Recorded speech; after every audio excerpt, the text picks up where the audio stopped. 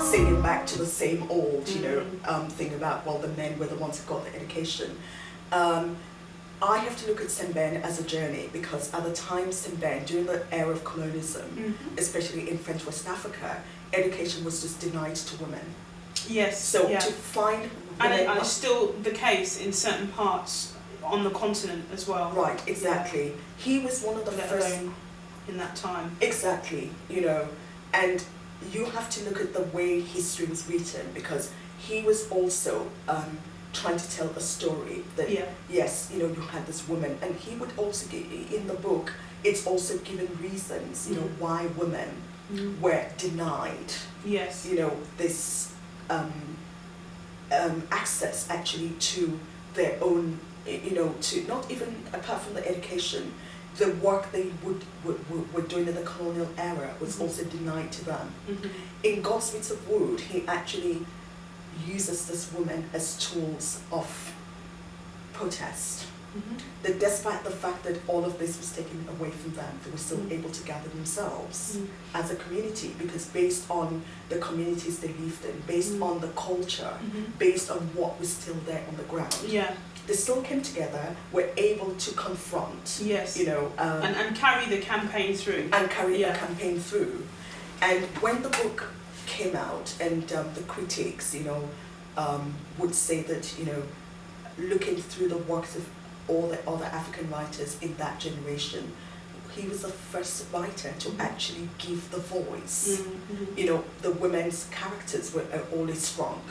Sembène never makes any qualms about saying that you cannot, develop, for Africa, to actually get rid of any kind of colonial past, or any kind of ills, or any kind of, whatever is wrong on the continent, which we know, for all kinds of reasons, you have to include all the marginalized groups, which is why his work, in his films, you have women who are strong characters.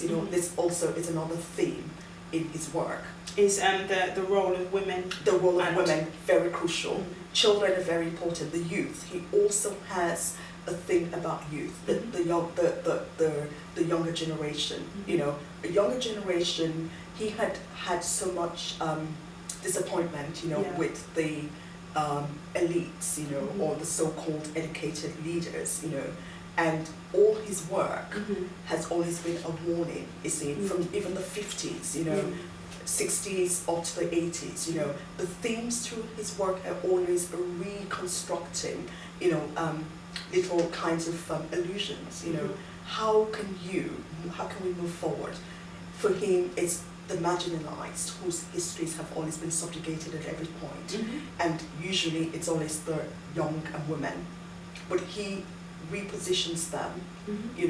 Yes, you do have a few obnoxious ones, but basically they do have prominent roles to play. Okay, so I think by now we're probably getting an idea of the work of Sembène, where he's coming from, and essentially, where his work, hopefully, what effect his work will have on people that come into contact with his work, and the important questions that he's throwing up, again, with women, with the idea of access to education by the most denied, and then also the imperialist regime.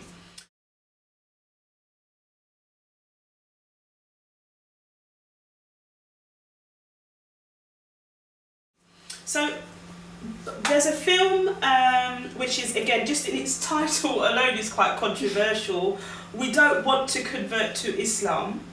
Okay, the film is quite poignant because, again, talking about this idea of colonialism, coming into contact with the African continent under the pressure of religious conversions. Okay, obviously people it didn't necessarily want to do that. However, it was a two-handed thing. It was, you have religion and you have slavery. So, the two came hand in hand. Now that's quite ironic, because you would have thought that religion was there to free the spirit, when actually what they're saying is, come to the religion, and by the way, you're going into slavery too. You're going into slavery, which is why because that whole Chedo, was a real eye-opener for me, because I still had to go back and read the historical events. Yes. Or I also had to go back, because with Semben, he's given you this context, but I also have to make sure that it's also in a religious context as well. Yes. And there's a very, very interesting book called God Alone is King, and that's basically the incursion of Islam into West Africa, right, where God alone is king. Traditional rulers or any other rulers do not count. When Africa, or when Islam came into Africa, they found, of course, a monarchy or rulers on the ground, and this was kind of a kind of how do we subjugate the rulers, because God alone is king. You can't be king. So conversion was through the sword.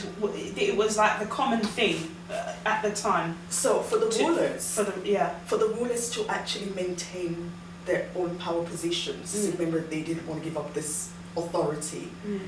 Their own authority, over Islam. Some of them actually secretly converted. Because they had to convert, because that was the only way they could maintain their own power positions, If somebody comes up to me and says, well, I'm going to invade your house, but if you just give me a tiny space in here, at least that way you can still have your house.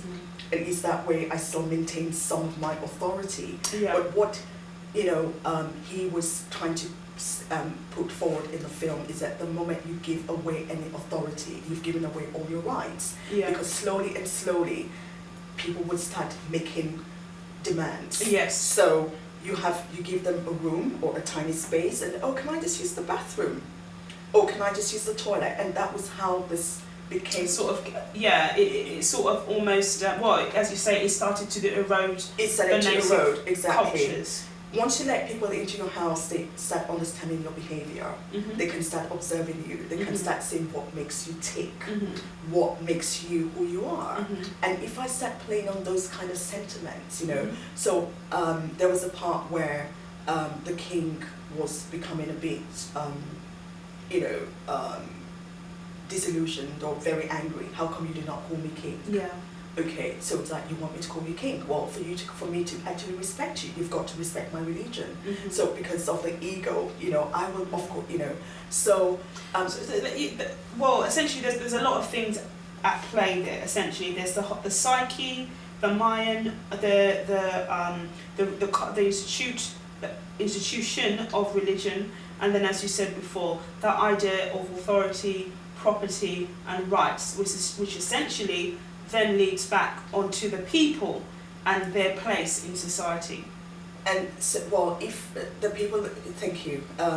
So if I'm obviously trying to think about my own power position, what about the people that have entrusted me? Yes. So we found out that in Chedo, the whole idea of Chedo was actually those warrior class. They essentially had a role to play. They'd always had a part in the monarchy. They were the warrior soldiers, and they were a people of refusal. They were actually adamant about conversion. They would rather be sold into slavery than actually convert. So this is where the whole idea of the Chedo, and because of the refusal to convert, there was a lot of controversy, where certain parts of the monarchy, because they obviously wanted, it's really about maintaining power positions at all times.